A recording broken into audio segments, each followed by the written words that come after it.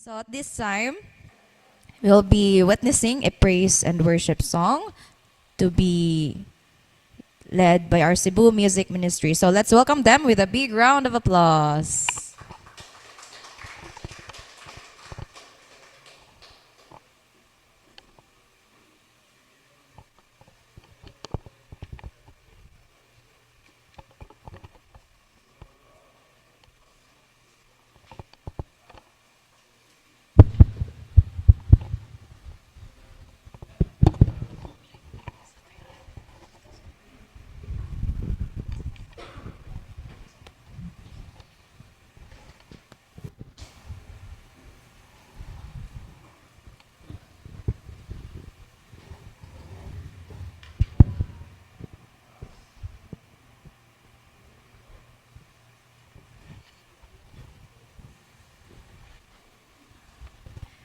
Hello, brothers and sisters.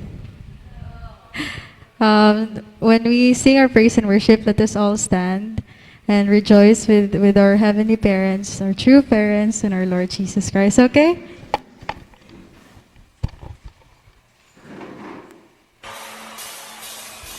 Okay, let's go. A, A, A, A, A, A.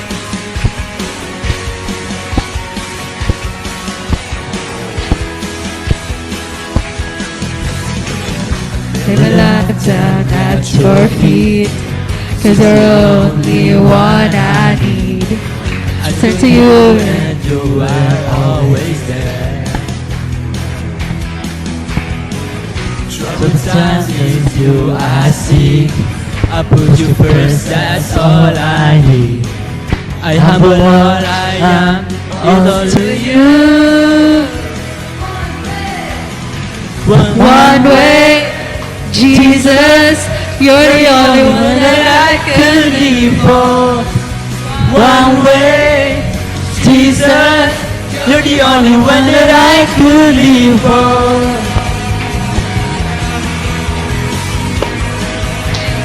Hey, hey. You're always there. Every now and everywhere. And so deeply within me. You will never ever change. Yesterday, today the same. That's when forever made them end. One way, Jesus, you're the only one that I could live for. One way, Jesus, you're the only one that I could live for. One way, Jesus, you're the only one that I could live for. One way, Jesus, you're the only one that I could live for. The truth and the light, to live by faith and not by sight in you. We're living out for you. You are the way, the truth, and the life. To live by faith and not by sight for you. We're living out for you. You are the way, the truth, and the life. To live by faith and not by sight for you. We're living on for you. You are the way, the truth, and the light. We live by faith and not by sight for you. We're living on for you. One way, Jesus, you're the only one that I could live for. One way, Jesus, you're the only one that I could live for. One way, Jesus, you're the only one that I could live for. One way, Jesus, you're the only one that I could live for. And for our next song, let us all witness how good our lives, and please please sing with us as we witness also how those impossible turn possible into our lives, how His goodness witness into our each and every day into our lives.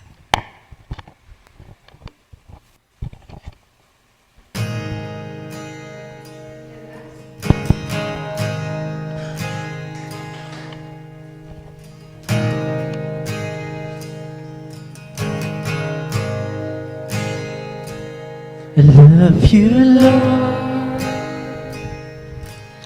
for your mercy never fails me.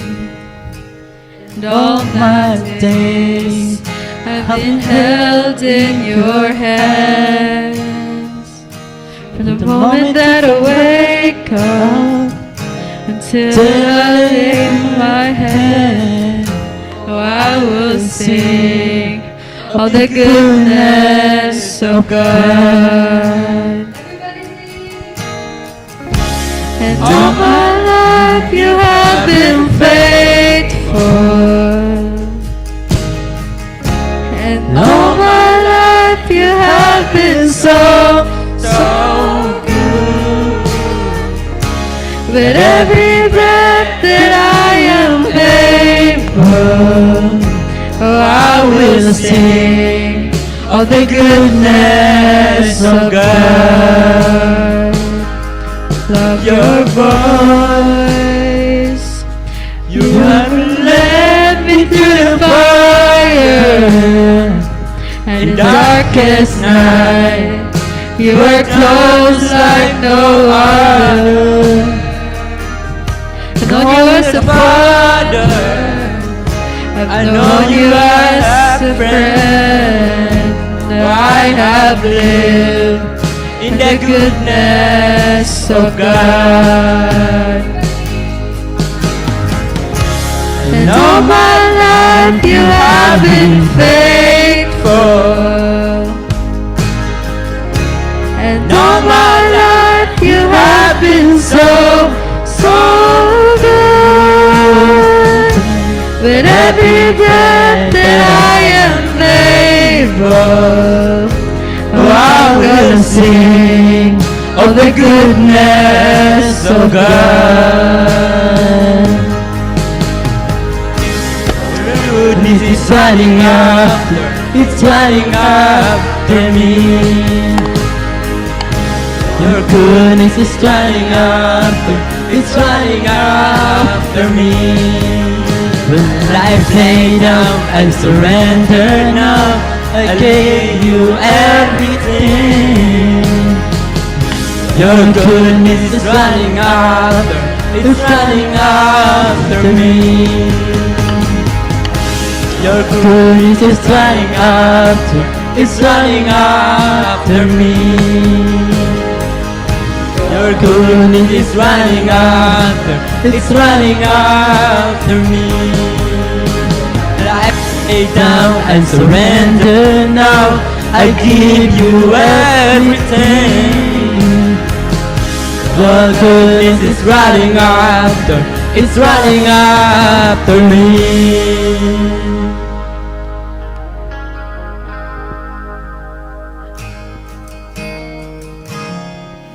My life you have been faithful. And all my life you have been so good. With every breath that I am able, oh, I'm gonna sing all the goodness of God.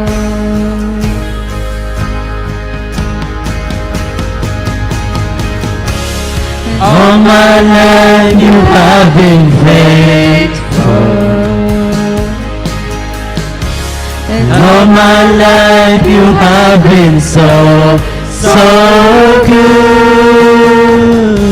with Every breath that I am able, I will sing of the goodness of God.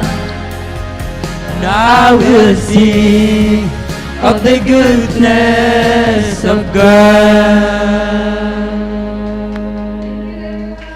you. Praise the Lord. Thank you to our Cebu Music Ministry. This time, we'll be reading our True Parents' words.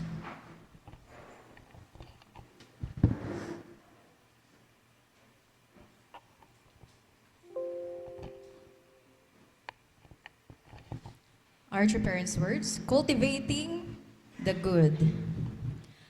How can we, who are fallen beings, return to the God of goodness? First, we have to cultivate our conscience. Thus, we begin to take after the goodness of our original self. Next, we have to act according to God's word. Thus, we reflect the goodness of God and the value of His word. After we have done these things, we will become people and realize goodness and appreciate the value of God's goodness. God can then rejoice, finding in us His ideal of goodness, for which He created all things and humankind. Let's reflect the words of our true parents. So before we receive our Sunday message, let us once again invite our Cebu Music Ministry for a praise and worship song.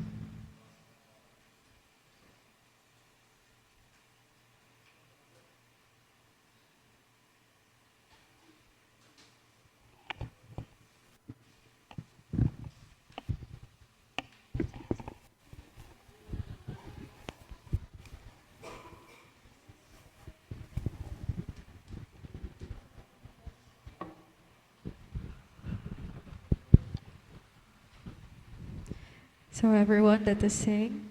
Please sing together with us.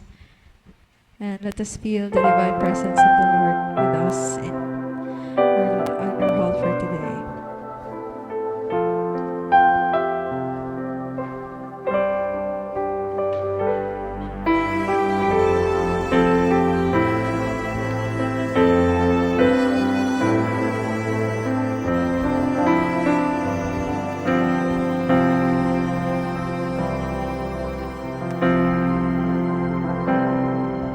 The sun comes up, it's a new day dawning.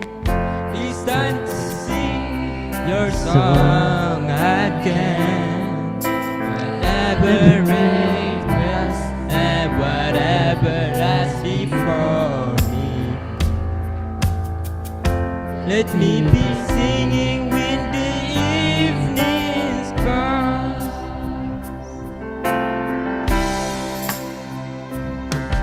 The Lord, oh my soul, oh my soul, I worship your holy name. Sing like never before, oh my soul, I worship your holy name.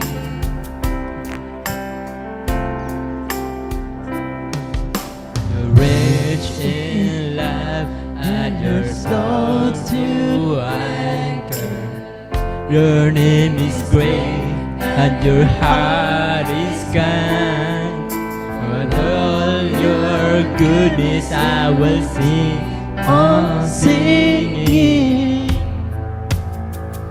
10,000 reasons for my heart to find.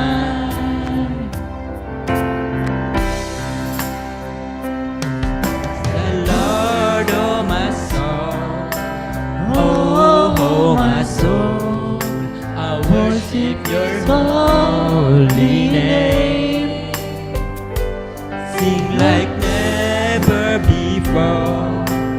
Oh my soul, I worship your holy name.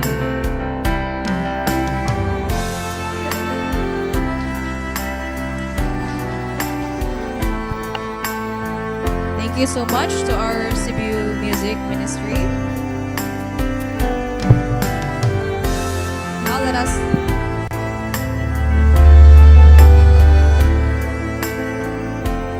let us prepare our hearts as we receive Sunday message for this Sunday family service.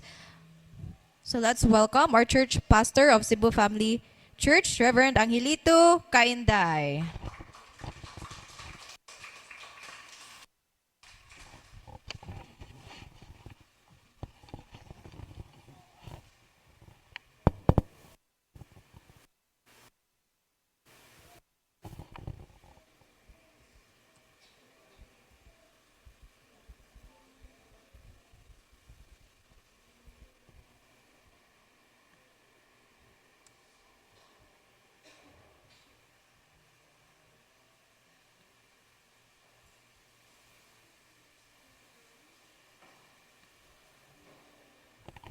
Good morning, everyone.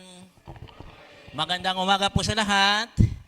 Thank you for coming to our Visayas Peace Embassy, where our FFWPU Cebu is located.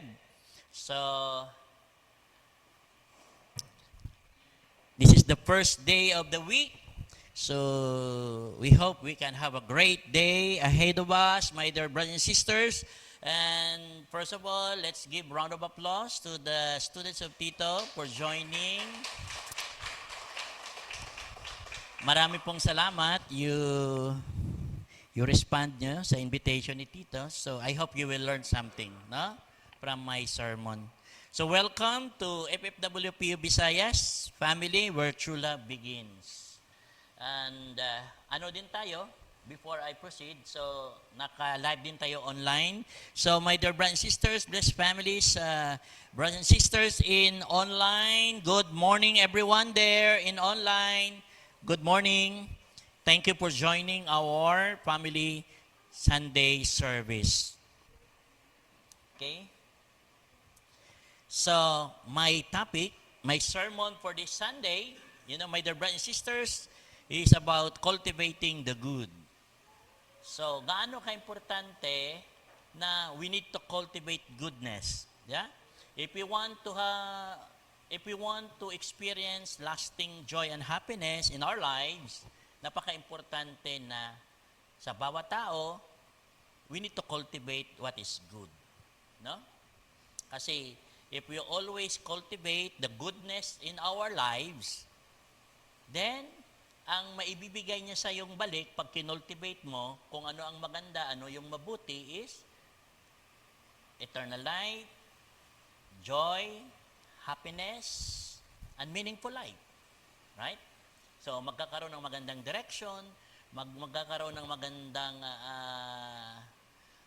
mukha ang ating buhay. No? But if we go other way around, if we always cultivate what is evil, what is selfishness, o kung ano yung hindi maganda, so ang magiging resulta nun is He will give you only like temporary, right? Temporary happiness, temporary satisfaction, but after that, you will pay the price, right? Magkakaroon tayo ng mga misfortune, kamalasan sa buhay, kasi hindi naging yung ginagawa natin, we hurt others, we destroy others, and we hurt also ourselves, right? Kasi once na ginagawa natin yung hindi maganda, once we do evil, di ba? Hindi rin tayo nagiging masaya. So you also hurting yourselves if you do evil, right?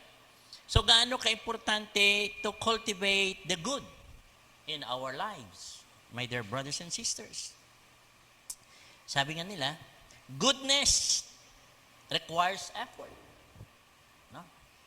Since evil infests our world and infects our mind and bodies, we mostly find it difficult to do the right thing. Hence, to become genuinely good person, it requires sustained effort and self-cultivations. Right? So kaya nga, may good, may bad sa mundong ito. No? Yung tao nasa gitna. Right? Hindi naman tayo 100% bad or evil, hindi naman din tayo 100% good, right? Nasa gitna tayo. So, for us to cultivate the good side ng ating pagkatao, we need to put effort. No? Hindi man instant na ang tao magiging mabuti. Not instant that the person will become good, right? So, because along the way in our life, there are so many temptations. No? There are so many things that hinder you to be a good person. No? For example, when you look at your friends, yung mga kasama mo who influence you, ano ba sila? They are your good friends? Or they are your bad friends? Or compromised friends? Ganon. Right? Kasi nakaka-apekto yan sa buhay mo, di ba? Kung sino yung nakakasama mo araw-araw.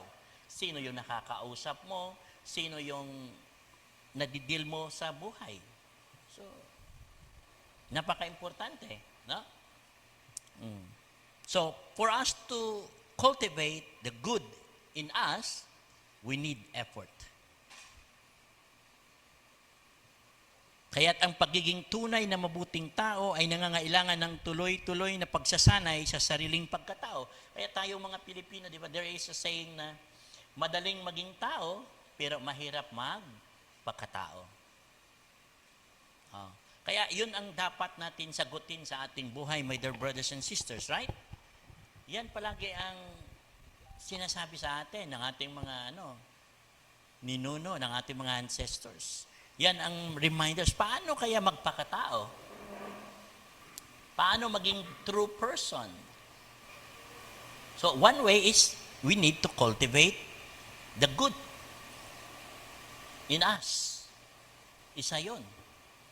Para maging tunay na tao tayo, kailangan i-cultivate natin yung kabutihan na nasa atin. No? Even Aristotle said,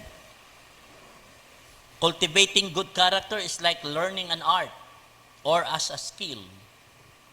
If a person makes continual efforts to practice good deeds over a long period, he will form good habits. Good habits cultivated over many years leads to the formation of good character.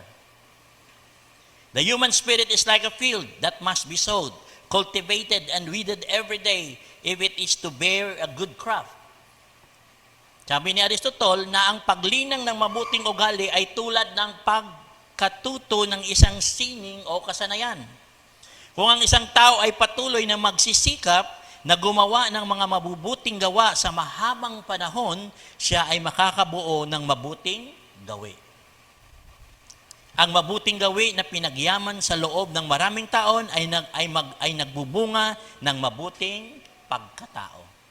Kaya kailangan constant practice, no? 'Di ba? Practice makes perfect. Right? Constant practice. Ang tuloy-tuloy na pag-practice, ang tuloy-tuloy na kahit sa konting pamamaraan, you do the goodness, you help others, you cultivate the goodness. Then, in the long run, ano daw yung magandang resulta? You will have good habits. Right? Kasi, araw-araw mo na siyang ginagawa no? Sanay ka na. Yun ang nakasanayan mo. That's how you live your lives bilang tao, di ba? So, dahil maganda ang habits mo, then you will become a good person. Kaya masasagot mo yung ganong klaseng kasabihan. Paano magpakatao? Kailangan mag-exert ka ng effort.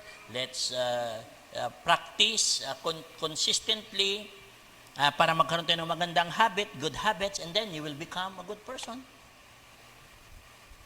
Had you? Amen? Kaya nga, ang human spirit is like a field that must be sowed, cultivated, and weeded every day if it is to bear a good crop. So, ang espiritu ng tao ay katulad. Tayong mga tao ay may spirit. No? Hindi lang tayo katawang lupa, right? We have spirit. We have souls. We have conscience, right? At yan ay kasama natin araw-araw, 24/7. So, inahahalin tulad ang espiritu ng tao tulad ng bukirin na dapat binubungkal, tinataniman at nililinis araw-araw upang magbunga ng masagandang ani. Kaya winawala yung mga hindi magaganda, no? Sa katulad sa bukid, kinukuha yung mga weeds kasi nga yun yung umaagaw din, no? Para hindi magiging maganda yung yung itinanim mo, para hindi siya mag-bear ng magandang fruits, hindi siya magbunga ng maayos, kasi may kakumpetensya siya, no? Inaagaw sa kanya. Kaya kailangan kunin mo yon, i-cultivate mo ng maayos, no? Kaya yung mga hindi magaganda, alam mong pag ginawa mo yung mga bagay na ito, alam mong hindi ka nagiging masaya. No? Hindi ka naman nagiging satisfied sa buhay mo nung ginawa mo na yon, right? Hindi naman nagbigay ng magandang assurance sa iyo na magiging maganda ang buhay mo nung ginawa mo yan, right? Instead, mayroon kang nasaktan, mayroon kang inagrabyado. So, yun yung mga bagay na kailangang iwasan natin, right? Kasi pag patuloy na hindi natin yung kukunin, yun ang magbibigay sa iyo ng misfortune. Yan ang magbibigay sa tao ng kamalasan sa buhay. Even though ano ang status natin sa buhay, how good materially, how good we are materially, may pera ka, maganda ka, gwapo ka, or what.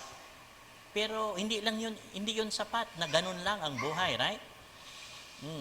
Pag wala tayo, hindi natin cultivate yung goodness in our heart. So, later on, yung mga bagay na yun na sinasabi mong magbibigay sa'yo ng meaningful life or magandang buhay, actually, yun yung makakasira sa'yo. No?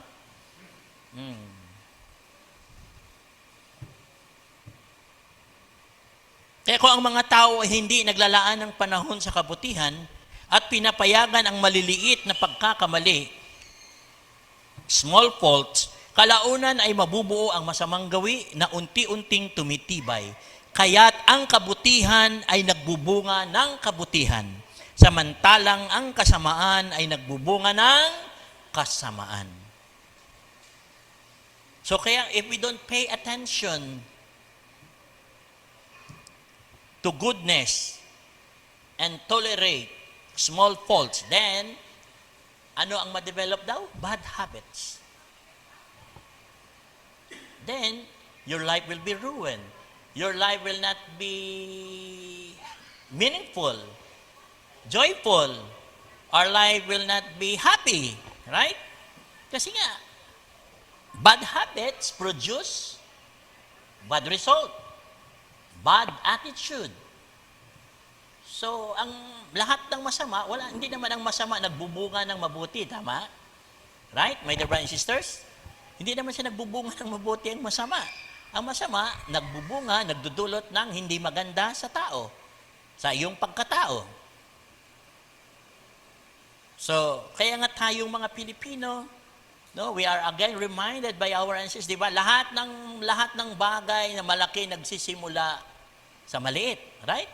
Lahat ng the success of a person start from one steps. Lahat nagsisimula sa maliit. But yung maliit na yon, pag consistent ka sa ginagawa mo yan araw-araw, consistently, you practice it consistently, then it will bear good fruits, no? It will bear good fruits. Then you will become good person. You will develop good habits. You will have a good character. You will become good person. Aju? Amen? Kaya, how to cultivate the goodness? Cultivating the good through a lifetime of practice. Ang pagiging mabuti, hindi lang isang araw.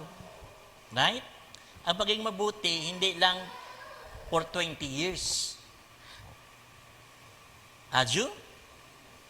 My dear brothers and sisters, hindi po. Lifetime yan. That is our lifetime responsibility to be in the good side. You know, that's our responsibility to be a good person. Kung gusto mo magiging makabuluhan ang buhay natin sa mundong ito, kasi hindi naman tayo mabubuhay forever in this world, right? Hindi naman tayo mabubuhay, my dear brothers, sa mundong ito ng forever. But even our life is limited, but if we maximize, when we fully use our lives and to make a meaningful life, wonderful life, then it's good that we live in this world. At nabuhay tayo sa mundong ito. Aju? Kaya nga, maraming mga tao, ang buhay nila hindi ganun ka meaningful, hindi ganun ka productive kasi puro na lang problema kasi they cultivate the evil side. Hindi nila binibigyan ng masyadong attention yung good side. Right? Yung always they develop selfishness instead of selflessness. Ang dinidevelop mostly ng tao, kung ano lang ang mayroon siyang pakinabang para sa sarili niya. Kaya, those habits, yung ganong klaseng mga attitudes, so nagdudulot siya ng misfortune sa atin. No? Kasi of course, you hurt somebody, so of course, anong gagawin niya? Hindi naman siya ganon ka-good din. So he will also do something bad to you, right? In return, right? Oh. Kaya life is not good. Life is not wonderful kung ganong klaseng habit o ganong klaseng character or attitude yung i-develop natin. No? That's why it's good that we choose the goodness. No? So, we are guided. Sabi ni Jesus sa Peter, 2 Peter chapter 1 verse 5 to 8, anong sabi doon? Make every effort to supplement your faith with virtue, and virtue with knowledge, and knowledge with self-control, and self-control with steadfastness, and steadfastness with godliness, and godliness with brotherly affection, and brotherly affection with love. For if these things are yours and abound, they keep you from being ineffective or unfruitful in the knowledge of us, Lord Jesus. In Tagalog, kaya't gawin ninyo ang lahat ng pagsisikap upang dagdagan ang inyong pananampalataya ng kabutihan. At ang kabutihan ng kaalaman. At ang kaalaman ng pagpipigil sa sarili. At ang pagpipigil sa sarili ng pagtatyaga. At ang pagtatyaga ng kabanalan. At ang kabanalan ng pag-ibig sa mga kapatid. At ang pag-ibig sa kapatid ng pag-ibig sapagkat kung ang mga bagay na ito ay nasa inyo at sumasagana, hindi kayo magiging walang kabuluhan o walang bunga sa pagkakilala sa ating Panginoong Hesukristo. See? So we are reminded in the book of Peter na kailangan we need to cultivate. This is our responsibility. If we really follow Jesus, if we really follow God, if we truly follow Jesus, we need to cultivate the good in us. Kaya kailangan natin maglaan ng mga panahon. Di ba? Maglaan ng konting oras. Katulad nito, pag-a-attend ng mga Sunday sermon, pag-a-attend ng mga Sunday service. Kasi doon ka makakakuha at doon ka makakarinig ng mga salita ni Jesus. Right? Ang tao, doon ka makakarinig ng mga salita ni Heavenly Parent, ni God. Doon ka makakarinig ng mga salita ng mga great men and women in our history who help people shape their lives to become better person. Dito ka makakarinig ng mga salita ni true parents. How they guided humanity so that we can cultivate the goodness in our lives. So kaya mga kapatid, brothers and sisters, so napaka-importante, no, na ma-cultivate natin. Kasi kung ginagagawa natin yan, ibig sabihin, kilala mo si Hesukristo. Tunay kang naniniwala kay Hesukristo. Huh? Kasi dahil yun ang turo ni Jesus. Yun ang turo ni God. Yun yung turo ni true parents. Hindi lang sa Christians ang nagsasabi kung gaano kaimportante ang pag-cultivate ng good. Cultivating the good. Sabi sa Judaism, sabi nila, study of Torah leads to procession. Procession to seal. Seal to cleanliness. Cleanliness to restraint. Restraint to purity. Purity to holiness. Holiness to meekness. Meekness to fear of sin. Fear of sin to saintlessness. Saintlessness to the Holy Spirit. And the Holy Spirit to life eternal. Kung sa Tagalog, ang pag-aaral ng Torah, ito yung mga aklat ng mga Hudyo. The Bible of ng mga Hudyo. Na inagdadala ng kasinupan. Ang kasinupan sa sigasig. ang sigasig sa kalinisan, ang kalinisan sa pagpipigil, ang pagpipigil sa kadalisayan at kadalisayan sa kabanalan, ang kabanalan sa kaamuhan, ang kaamuhan sa takot sa kasalanan, ang takot sa kasalanan sa kabanalan ng mga banal, ang kabanalan ng mga banal sa banal na espiritu at ang banal na espiritu sa buhay na walang hanggan. So, this is our responsibility, my dear brothers and sisters. And then, sabi sa Buddhism, sa pamamagitan ng tuloy-tuloy na pagsisikap, taos-pusong hangarin, disiplina at pagpipigil sa sarili, gawin ng marunong ang sarili niyang pulo na hindi kayang lamunin ng anumang baha. By sustained efforts, earnestness, discipline, and self-control, let the wise man make for himself an island which no flood can overwhelm. Oh, sabi ni Buddha. Huh? So, be a wise man. Gumawa ka ng isang pulo na kailanman ay hindi nababaha.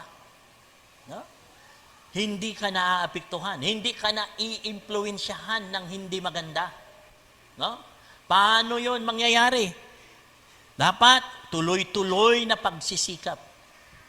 At from the bottom of your heart, you aspire, and then you discipline yourself. You have self-control. Kasi napaka-importante ang self-control sa buhay ng tao. No? In my previous sermon, I talk about self-control, right? Napaka-importante. Pag wala tayong self-control bilang tao, then dahil ang tao ay may desire, right? Mayroon tayong desire sa buhay, right? Pag hindi natin na-manage at na-control, ay magbibigay sa atin yun ng hindi maganda. Magdudulot yun ng kamalasan. Magdudulot yun ng mga matitinding problema na kakaharapin mo sa buhay. Kasi hindi mo na-control ang iyong mga desires. Pagnanasa, yung mga gusto mo, hindi mo na-manage, hindi mo na-control. Kaya magkakaroon yan ng problema, right? Kasi nga lahat ng sobra ay masama. Tama? Lahat ng sobra ay masama. Kaya kailangan kontrolin natin yung ating sarili. No? We need to discipline. If we can do that, then hindi tayo madali na matempt. Hindi tayo madaling madadala sa paggawa ng kasalanan. Talagang pinag-iisipan mo ng maigi, inaaral mo ng maigi kung ito ba ay dapat kong gawin o hindi. Kasi alam mo, kung gagawin ko ito, dalawa lang ang kahinatnan. Magdudulot ba na ito ng kabutihan? Magdudulot ba ito ng maganda para sa akin at sa iba? Or magdudulot ito ng masama? Or makaka-epekto ito ng hindi maganda sa aking buhay? Right? Kaya ganun ka-importante na kailangan i-cultivate natin yung good in our lives. In Confucianism, they said about cultivating the good, carefully uphold the proper norms of conduct and imitate them day and night so that there will not be a moment neglect or cessation. After a time, we become familiar with them, and then we no longer need to imitate them but can make our own standard. Ingatan ng maingat ang wastong pamantayan ng asan. At tularan ito araw at gabi upang walang sandaling mapababayaan o maputol. Sa paglipas ng panahon, tayo'y nasasanay na nagiging pamilyar dito at sa gayon ay hindi natin kailangang basta tularan lamang kundi maaari natin gawin itong sariling pamantayan. Then in Hellenism, Epictetus said, whatever you would make habitual, practice it. And if you would not make a thing habitual, do not practice it, but habituate yourself to something else. Ano mang bagay na nais mong gawin? Ano mang bagay na nais mong maging gawi? Gawin mo ito ng palagian. At kung ayaw mong maging gawi ang isang bagay, huwag mo itong gawin. So kung ayaw mong maging habit mo yan, huwag mong gawin. Kung gusto mong maging habit yan at alam mong makakabuti sa'yo, magbibigay ng maganda sa'yo, it will give you wonderful life, it will give you meaningful life, it will give you good friends, good family life, then gawin mo. Right?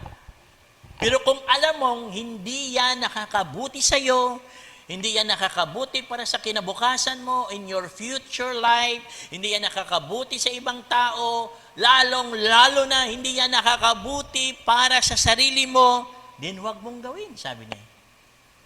Right? Kasi pag ginawa mo ang mga bagay na alam mong hindi nakakabuti sa'yo, anong tawag sa'yo? Alam mo eh. Pero ba't mo ginawa? No? O, anong tawag niya ng mga tao sa mga taong ganon? Ha? Sorry lang, no? Sa words, no? Ang tawag niya, mga hangal yan, di ba? Ha? Mga stupid. Na? Kasi alam mo na eh. Alam mong mapapasama ka. Ba't mo ginawa? Tama? Alam mong masisira ang buhay mo. Pero ginawa mo pa rin. Right? Eh, sabi kasi ng iba, for experiment. No? Because gusto niya lang ma-discover kung ano ba talaga. Ang buhay natin, hindi man experiment, my dear brothers and sisters. Eksperimento ba ang buhay natin? Nung binigyan tayo ng pagkakataong mabuhay, when God gave us life, ina-experiment niya ba ang buhay? Ang buhay ay hindi eksperimento. Right? Ang buhay ay may purpose. Ang buhay ay may value. Binigyan kayo. Why God gave us the chance to live in this world? There is a purpose. Why God created us? May purpose. Right? Hindi eksperimento. May purpose. Alam na alam ni God kung bakit niya tayo create. God knows why He created us. He knows the purpose. He knows the motivation. God knew everything. Kaya hindi pwede experiment ang buhay. My dear brothers and sisters, we need to know. We need to know what's the purpose of our life. We need to know why God created us. Adyo? So dapat doon mo itulak yung buhay mo, my dear brothers and sisters, doon mo itulak. Doon mo sanayin ang sarili mo. Yung mga habits na alam mong magdudulot ng maganda sa buhay mo at sa buhay ng ibang tao. Amen? Naju? In Hinduism, they also believe kung gaano kahalaga, how important is to cultivate the good in our lives. In Hinduism, they said, "This Atman, resplendent and pure, whom sinless disciples behold, residing within the body, is attained by unceasing practice of truthfulness, austerity, right knowledge, and continence." Ang Atman na maningning at dalisay na nakikita ng mga disipulong walang dungis na nananahan sa loob ng katawan, within in our body, residing within our body, ay naaabot sa pamamagitan ng walang humpay na pagsasanay ng katapatan, pagtitiis, wastong kaalaman at pagpipigil sa sarili. See? Para ma-achieve natin yon, pure. Ma-achieve natin, ma-cultivate natin yung good in our lives. So, kailangan natin ng walang humpay na pagsasanay ng katapatan. Practice of truthfulness. Maging honest tayo, maging truthful dapat tayo palagi. And then, pagtitiis. Right? Kasi bakit kailangan natin ng pagtitiis? Then we can cultivate the good in us. Kasi hindi naman lahat ng bagay kailangan mong madaliin, di ba? Lahat ng bagay sa mundo, my dear brothers and sisters, may proseso. Right? Walang short. Pag sinortcut mo, iba ang magiging resulta. Magkakaroon ng result, pero hindi yan ang ini-expect mong result. Right? Kasi binadali mo. Ang buhay na minamadali, hindi maganda ang kahihinatnan niyan. Kasi hindi mo siya na-refine ng maayos, right? Hindi mo siya na-refine ng maayos. So, hindi magiging maganda ang result. Kaya kailangan ng pagtitiis. No? Kaya nga may tinatawag na God's perfect time. In God's perfect and right time, ano man ang gusto mo ay mangyayari. Adyo? Oh, may proseso. Lahat ng bagay. No? If you study the nature, look at the nature, may proseso. Hindi mo pwedeng madaliin ang mangga na mumumunga agad. Right? Kailangan niya muna maging mature and then after that, may season kang kailan lang siya pwedeng magbunga. Correct? Pag binadali mo, ang ganda ng labas, pero pag kinain mo, hindi matamis. Ganon din ang magiging buhay ng tao. Kaya, isa sa mga magandang gawin sa buhay para ma-cultivate natin yung goodness in our heart is pagtitiis. No? Ibig sabihin, marunong tayo maghintay. Hindi man agad. When we do good for others, it doesn't mean na tomorrow, mayroon ng agad, right? Mayroon ng kapalit. No? Kailangan, hintayin mo. No? Kailangan pang iproseso rin yun eh. No? Siguro ni God. Kung totoo ba talaga to? Yung paggawa ba ni ate? Paggawa ba ng taong ito? Yung nang tumulong siya? Bukal ba talaga sa kalooban niya? Yung pagbigay niya? Bukal ba talaga sa kalooban niya? Wala ba talagang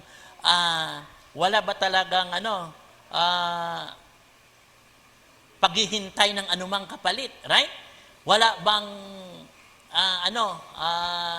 anong tawag dito na pag nagbigay ka dapat may may kapalit agad. Yung ganun ba? Right? Na walang kapalit. O simple piniproseso rin. Totoo ba talaga to? You really doing this? Because you truly want to help others? You want to really support your friend or family or what? Genuine ba talaga to? Authentic ba talaga to? Right? Pag na-confirm ng langit niyan, then don't worry. God will pour out the blessing you deserve. Adyo? Pero kung hindi naman pala authentic yan, so paano? Paano niya? Di ba? Kaya kailangan ang pagtitiis. No? Isa yan sa mga kailangan natin upang makultivate natin ang good sa ating buhay. Wastong kaalaman. Kailangan right knowledge. So, napaka-importante na may right knowledge tayo, my dear brothers and sisters. Kasi paano tayo mag-practice? Paano tayo mamuhay sa mundong ito kung wala tayong alam? Right? Paano ka mamumuhay? Paano tayo mag-behave in this society, in this world, kung kulang tayo ng kaalaman? Right? Hindi sapat na pumapasok tayo sa school. Hindi lahat na ibibigay ng school. Tama? Limited ang naibibigay ng school. Kaya nga, ano ang guidance sa atin? Ano ang pangaral sa atin ng ating mga ancestors? Experience is the best teacher. Right? Sino daw ang best teacher? Experience. So kung dapat kailangan mo magkaroon ng marami at sapat na experience sa buhay para matuto ka kung ano ang tinatawag na buhay. Sa school, hindi ka tuturuan kung paano makikipagkapwa tao ng maayos at marangal, di ba? Limited lang yon. Kasi ang bawat turo may specific target, may subject, correct? Hindi ka magkakaroon ng experience doon na natural, no? Na na-discover mo by your own effort, right? Kasi controlled yun eh. Program yun. Ang turo sa school naka-program yun, right? Is specific. So, hindi mo mahuhon ang buong mong pagkatao. Kaya nga, katulad ng pagsasali ng mga ganito, pag-join ng mga ganitong activity, marami kang matutunan. Kasi dito, hindi siya program. Saka siya, talagang ituturo sa'yo, and then through your experience with your friends, with your kung sino mga kasala mo, yan ang real experience, right? Doon ka matututo sa buhay. Adyo? Kaya, right knowledge is very important. No? Especially knowledge about God. About the teaching of Christ. About the Word of God. The teaching of so many great people in the history, especially those founders of religion, the founders of this family federation. He can guide you, he can teach you about life. Father and Mother Moon can teach you about life. How to cultivate the good. Then, pagpipigil sa sarili. Isa yung best practice. Isa yan sa pinakamagandang habit na gawin natin so that the goodness in our heart will be cultivated. Lahat ng tao ay napapariwara. Lahat ng tao, maraming tao ay napapariwara. Their life is ruined, destroyed because they cannot control themselves. Right? Maraming matatalino, pero thieves. Correct? Maraming magaganda, pero why their life is not so happy? Tama? Why they are not so faithful? Why they cannot make wonderful, ideal, loving family, right? They have all the richness of the world. They have all money na gusto nila. Mayroon sila lahat. But why? Mayroon pa rin kulang, right? Because of this. Because they cannot control themselves. Ano ang dapat kinokontrol sa tao? Yung kanyang desire. Correct? Lahat ng tao may desire. Correct? Pag hindi mo na-control yan, magbibigay sa'yo yan ng kapahamakan. We desire for sex, we desire for sleep, we desire to eat. Marami tayong desires, right? Lahat yan, kailangan natin yan. Lahat yan ay kailangan natin makamtan yan. We need to achieve that. Nakuha nyo? That's why especially sa mga young people, right? Sexual desire, it's normal. We have sexual organ. What's the purpose of sexual organ? Right? Why God put you sexual organ if you don't, walang reason, right? But you can only use that in a right time, in God's perfect time. God knows, God can teach you when you can do it and use it. Right? Kung walang sexual organ, wala kayo rito. Hindi kayo nabuhay. Tama? Hindi tayo nabuhay sa mundong ito kung wala yon. Yung pinakaayaw, alam nyo ba, madidiscover nyo, my dear brothers and sisters, alam nyo ba yung pinakaayaw pag-usapan ng tao, yun ang pinaka-importante.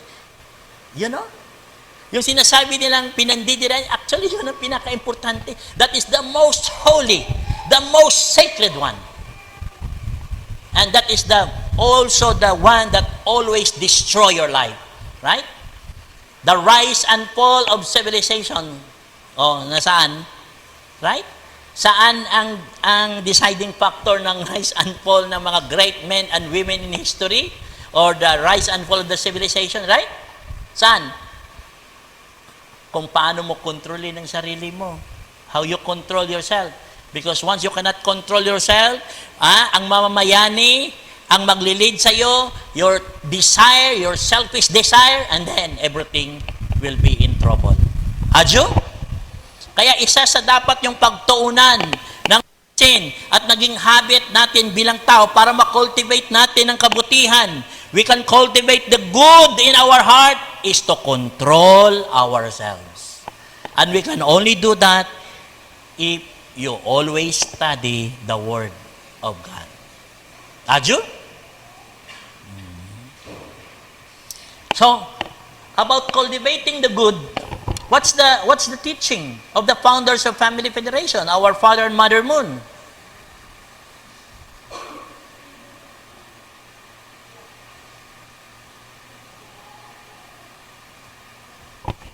Sabi ni Father Moon, whether you are good or evil is not determined by your thoughts. It is determined by your life.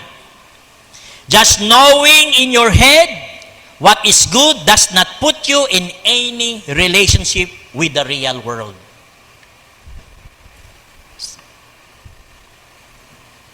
Sa Tagalog, ang pagiging mabuti o masama ay hindi nasusukat sa iniisip lamang. Ito'y nasusukat sa mismong pamumuhay. Ang basta kaalaman sa isip kung ano ang mabuti ay hindi pa nag-uugnay sa atin sa tunay na buhay, sa tunay na daigdig. Di ba? So that's Father and Mother Moon said. Parang masabi mo, ma-determine either you're good or bad, hindi dahil dito sa isip, kundi in your life itself. O, tingnan mo anong buhay mayroon ka. Right? Are you happy? Are you satisfied? Huh? Right? Then when you deal with others, they are happy? Did you give them good influence? Right? Did you become part of their life that they can say na because of you, their life become better? Their life become meaningful? Because of you? Right, my dear brothers and sisters? Aju? So clear. Clear ang reminders. Ang turo ni Father and Mother Moon. And then, another one. In the way of God's will, Father and Mother Moon said, good and evil are not decided in the future. But in the present moment, every day, ang kabutihan at kasamaan ay hindi itinatakda sa hinaharap, kundi sa kasalukuyang sandali, araw-araw. Every day, are decided what is good or evil. Today, every day. Kaya kailangan ang constant practice, right? Kailangan ng effort every day because we live every day. Every day, pagbukas mo ng mata mo, you deal with people, right? So, how you react, how you live with them, that will determine, no? Either you are good or bad person, or either you are a good influence or you are a bad influence. Adyo?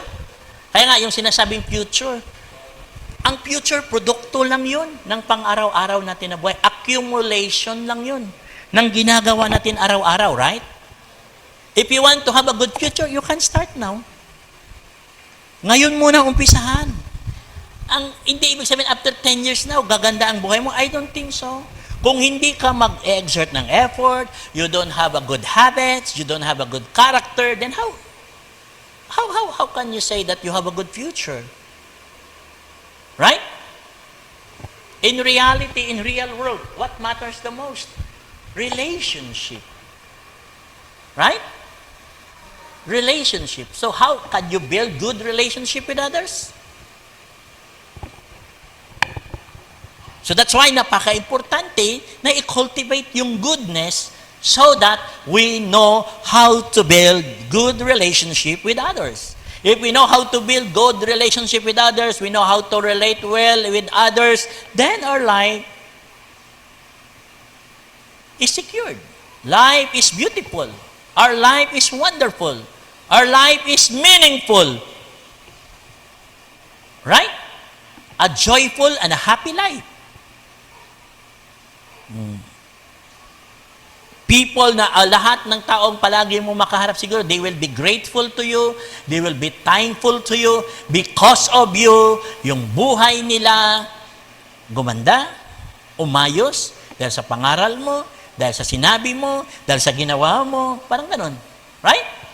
Then, you have a very wonderful life living in this world. My dear brothers and sisters. And then, another one, Father and Mother Moon said, you cannot just pick up a difficult textbook and study it unless you first know how to read. You need to practice reading and train over a long period to become good reader. You cannot be a connoisseur of music, just be listening to a few pieces. You need to train over many years to understand that music deeply in the every aspect. You cannot just stand at a podium and instantly be a great speaker. It requires training. It is the same with our thinking, attitude, and behavior. We have to spend time training our minds and bodies. We can view meditation and prayer as a way of training of the mind. Kaya sabi ni Father and Mother Moon, hindi basta-basta maaaring kunin ng isang mahirap na aklat, aralin at pag-aralan ito kung hindi mo alam paano magbasa. ang conclusion ng sinasabi, ang short na sinasabi ni Father Moon, we need to undergo training. We need to exert effort to cultivate the good in our lives. Kailangan mo mag-exert ng effort, magbigay ng panahon, oras at panahon. Kailangan mo mag-invest. Ano ang i-invest mo? Time. Right? To cultivate the good. And kailangan mo mag-training. Mag-undergo ng training. Kailangan mo magkaroon ng mga maraming experience sa buhay. Right? Para makultivate mo ng maayos ang iyong sarili to become a good person at magkaroon ka ng good habits. Therefore, you can have a good character. Then, you will become a good person. Aju? So, hindi shortcut. No? At saka, kailangan lang ng desisyon ng tao. Right? Ang oras ba nabibili? Libre naman yung oras, di ba? No? Hindi naman nabibili yung oras, my dear brothers and sisters, right? Binibili niyo ba yung oras? Hindi, di ba? Libre yung oras, right? It's free. But we need to use it wisely. Right? Kasi time is gold. But napaka-importante ng oras na kailangan gugulin ito ng maayos para i-cultivate natin yung sarili natin. No? To cultivate the goodness in our life. My dear brothers and sisters. Kailangan mo lang ng effort. Kailangan panahon para magawa. Para ma-cultivate mo ang dapat mong i-cultivate sa buhay mo, which is the goodness. Then they said, Father and Mother Moon said, how can we, our fallen beings, return to God of goodness? So tayo, bilang makasalanang tao, right? Paano natin ibalik ang goodness kay God? We need first to cultivate our conscience. Our conscience, either our enemy or our friends. Right? Kasama mo yan 24 hours a day, di ba? Our conscience is our best friend or our best enemy. For our conscience to be our best friend, you need to cultivate. And how to cultivate the conscience? You need to study the Word. Study the Word who gave you life. You need to study the Word of God. We need to study the Word of Jesus. We need to study the Word of the founders of all religions in the world. You can have time. You can study the Word of Father and Mother Moon. Then they will guide you. They will teach you how to cultivate our conscience. Kasi napaka-importante sa tao na makultivate at maging strong at malakas kanyang konsensya. Kasi pag malakas ang konsensya ng tao, hindi siya basta-basta makakagawa ng mga bagay na nakakasama. Hindi siya basta-basta makakagawa ng mga bagay na makapagbibigay ng kamalasan, misfortune, and panakit sa ibang kapwa. Kaya conscience is very important. No? Yun ang magaguide mo. Yun ang gagabay sa'yo bilang tao pag malakas ang conscience. So yan ang una nating gawin. Thus, we begin to take after goodness of our original self. Next, we have to act according to God's Word. So, pangalawa, para maibalik natin ang kabutihan sa Diyos, kailangan mo mag-act according to His Word. Kailangan nating mamuhay according to His words and teaching. Kung hindi tayo magbabasa, hindi tayo makikinig sa mga katulad nito sermon, paano natin malalaman ang salita ng Diyos? Kung hindi natin alam ang mga salita ng Diyos, paano natin malalaman ang ating purpose ng ating buhay? Because alam natin bilang mga Kristiyano, bilang naniniwala sa Diyos, na alam natin ang buhay ay nanggaling sa Diyos. Right?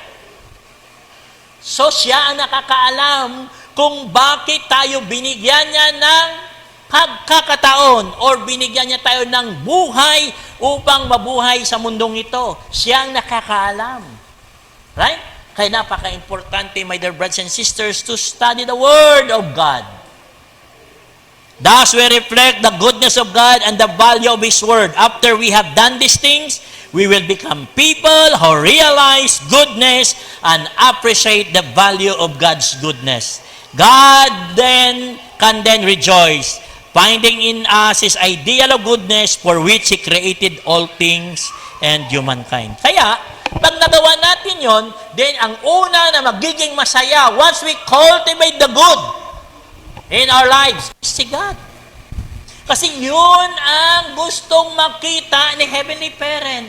Yun ang gustong makita ni Lord Jesus. Yun ang gustong makita ng lahat ng founders of great religions. Yun yung gustong makita ni Father and Mother Moon.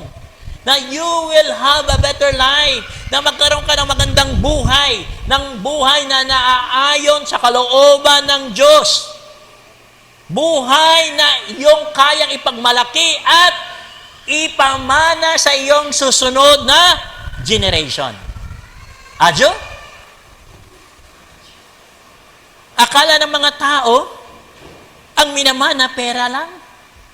Hindi totoo yun. Minsan nga, pag magkaaway pa kayo, wala ka pang mamanahin. Tama? Ha? Pag magkaaway kayo ng pamilya nyo, hindi kayo magkasundo, you are not in harmony, you are not united. Do you think? Ha? Mapupunta sa'yo? Baka mapupunta lang yun sa pamilya mong makasarili na siga, astig. No? Yan ang reality ng buhay. Pero tandaan nyo, my dear brothers and sisters, hindi lang pera ang namamana. Ang mabuting gawi, yung mabuting asal, ang pagiging mabuting tao, namamana yun. Ha? Ang pagiging mabuting magulang, namamana rin yun. Ay? Ang pagmamahal, namamana yun. Di ba? Kasi lahat yun nag-exist sa pamilya. So saan yun? Later on, in the future, when you build your own family, who will teach your children how to be a good parent? Yung teacher sa school o yung parent sa bahay? Di ba? So namamana. Hindi ng pera ang namamana. How to establish, how to become a good brother, how to become a good sisters, how to become a true friend. Namamana yun. Later on, magkaroon ka ng sarili mong pamilya, magkaroon ka ng sarili mong anak. Di ba yun ang mga ituturo mo? Paano maging mabuting anak? Paano maging mabuting kuya? Paano maging mabuting ate? Paano maging mabuting tao? Paano maging mabuting kaibigan? Paano maging mabuting pamilya? Later on, bubuo din siya ng pamilya. Tuturuan mo siya kung paano maging mabuting ina, paano maging mabuting ama, paano maging mabuting magulang, right? Saan niya yun matutunan? Hindi sa eskwelahan, kundi sa loob ng bahay. Right? So, tandaan nyo, my dear brothers and sisters, ang namamana, hindi lang pera. Adyo? Amen? Hindi po. Even ang kaharian ng Diyos ay namamana. Kaya pag nakita ni God na lahat ng kanyang mga sinasabi, ang kanyang pangarap na inaasam, ito yung purpose, bakit niya nilikha ang tao kahit siya'y makapangyarihan. Nilikha niya ang tao at binigyan niya ng purpose at paano mamuhay ang tao sa mundong ito. At yan ay nagawa ng tao, na-fulfill ng tao. Then, number one na magiging masaya ay si God. Adyo? Then, us also. Kasi, hindi mo masabi na ang conclusion mo sa buhay mo, hindi mo sabi, bakit pa ako nabuhay sa mundong ito? Puro lang naman problema ang hinaharap ko. Right? Puro lang naman ito pa sa akin. Puro sakripisyo. Di ba? Bakit ganun minsan, kadalasan, yun ang conclusion ng mga ibang tao? Kasi, hindi nila inaaral ang mga salita ng Diyos. Wala silang sapat na gabay. Paano mabuhay ng naaayon sa kalooban na nagbigay sa atin ng ating buhay, which is si God. Adyo?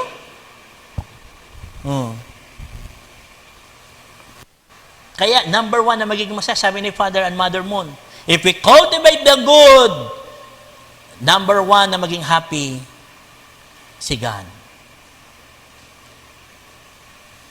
At kahit hindi pa siya nabuo, ang next na magiging happy, your future family, your future children, kung single ka pa. Right? Your future lineage, yung mga descendants mo, kung may family ka na ngayon. Right? Because their future is secured. Because one day, 10 years from now, you as young people, 10 years from now, that kids that will be born will have a good parent. That kids that will be born 10 years from now, they have a good mother, they have a good father, they have a good parent. Aju? Their life is secure. Because they are very responsible parents. And also our descendants is secured, right? Because they have a great ancestors.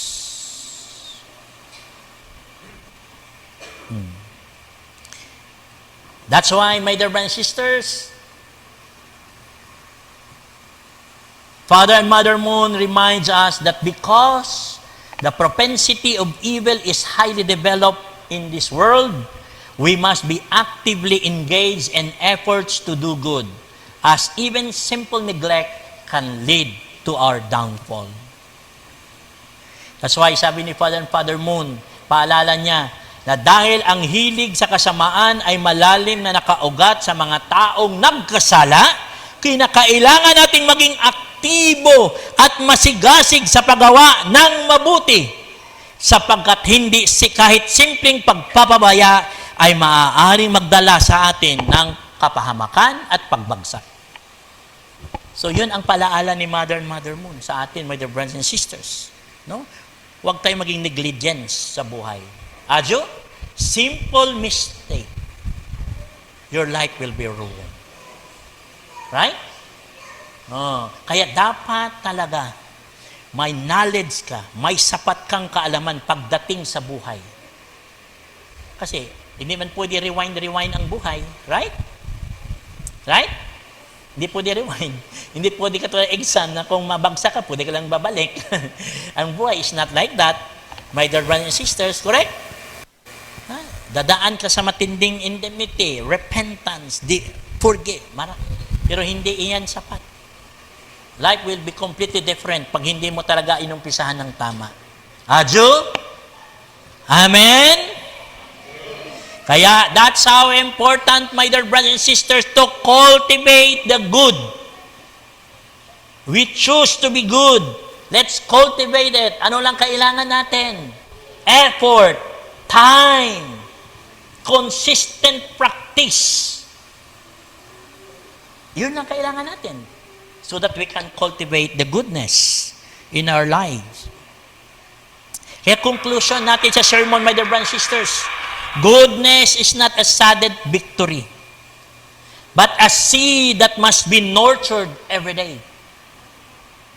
Like a field that must be tilled, watered, and weeded to bear fruit, so too must our conscience and conduct be trained through constant effort, discipline, and prayer. Knowledge alone is not enough. Goodness must be lived out in every moment. Each day is an opportunity to choose to plan what is good or to neglect and allow evil to grow. Nasa atin yun. Kaya every day is opportunity. Every moment is our chance, an opportunity as a person to choose. Either you choose good or you choose evil. Which of which? Kung gusto mo ng long-lasting happiness, kung gusto mo ng meaningful life, great life, life that can be proud of by your descendants from generation to generation, then you choose good. You choose goodness. But if you want miserable life, you want misfortune that your descendants and your generation to generation will inherit misfortune. Misfortune means kasalanan. The life that cannot be proud of, but life that could be condemned. So we choose evil. Adyo? So nasa kamay natin ang desisyon, my dear brothers and sisters. So when we choose goodness repeatedly, anong maibibigay niya? When we choose goodness repeatedly, it becomes a habit. And from habit arises character. So you want to develop your character? Choose goodness. And practice it every day. Adyo? That's how character is nurtured and developed. In the end, living in goodness becomes a light, not only for ourselves, but for the whole community. And in our effort to cultivate goodness, God sees His ideal reflected in us. The purpose of His creation, the garden of goodness that brings Him joy and grant peace to humankind. Yan ang magiging result. Yan ang maibibigay once ang tao na binigyan ng buhay ng Diyos, na nilikha ng Diyos, choose goodness. Doon nakikita ni God, nare-reflect yung kanyang ideal. Yung rason kung bakit niya nilikha ang tao. Nakikita niya sa buhay ng tao, then God will be happy. And this world will be in peace. Adyo? Yan ang power. If you choose to cultivate good, my dear brothers.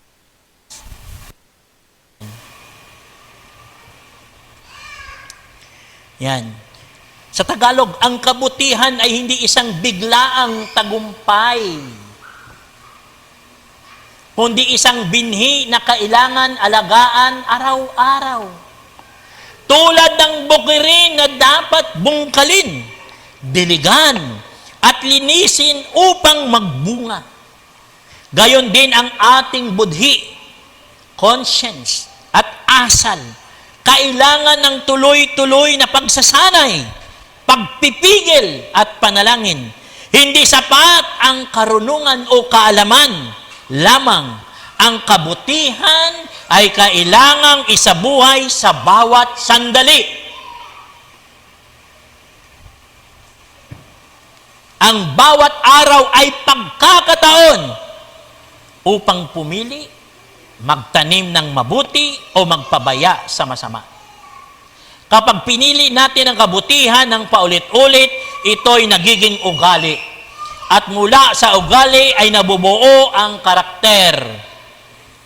Sa huli, ang pamumuhay ng kabutihan ay nagiging ilaw, hindi lamang sa ating sarili, kundi para sa buong pamayanan.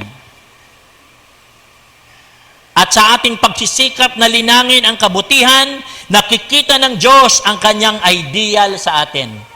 Ang layunin ng kanyang paglikha, ang hardin ng kabutihan na nagbibigay kagalakan sa kanya at kapayapaan sa sangkatauhan. So my dear brothers and sisters, here, on-site and online, my dear blessed families, brothers and sisters, and those guests, so, napaka-importante na kailangan nating i-cultivate ang good sa ating buhay.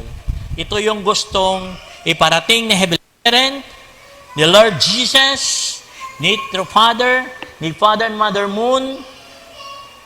Napaka-importante, gamitin natin ng maayos ang ating mga araw, oras, panahon, to nurture ourselves, to develop ourselves, to cultivate the goodness in our heart so that we can have a great life.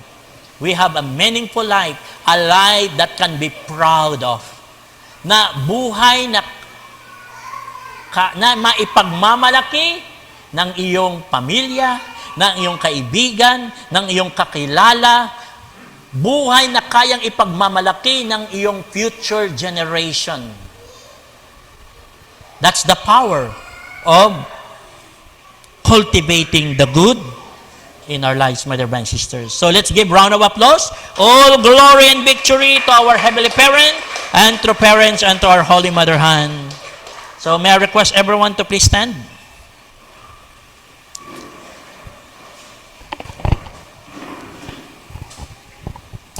Let's close our eyes. I will offer my prayer. Our loving Heavenly Parent, we humble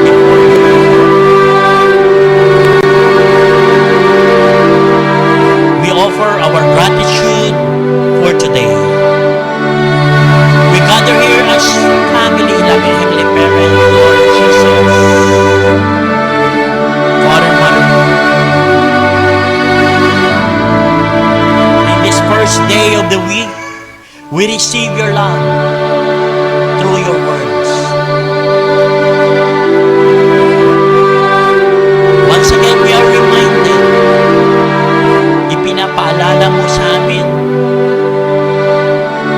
Heavenly Parent,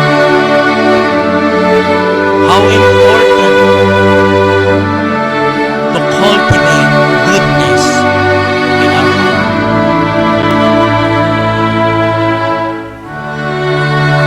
That we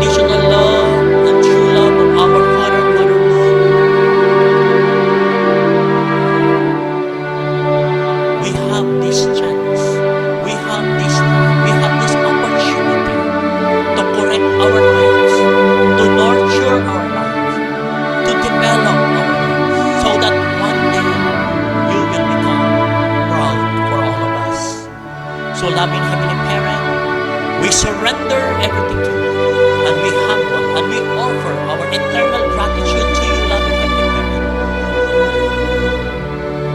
May all the whole week of all people who joined today, and all my brothers and sisters, may their week will be fruitful, meaningful, victorious, wonderful, productive, loving Heavenly Parent.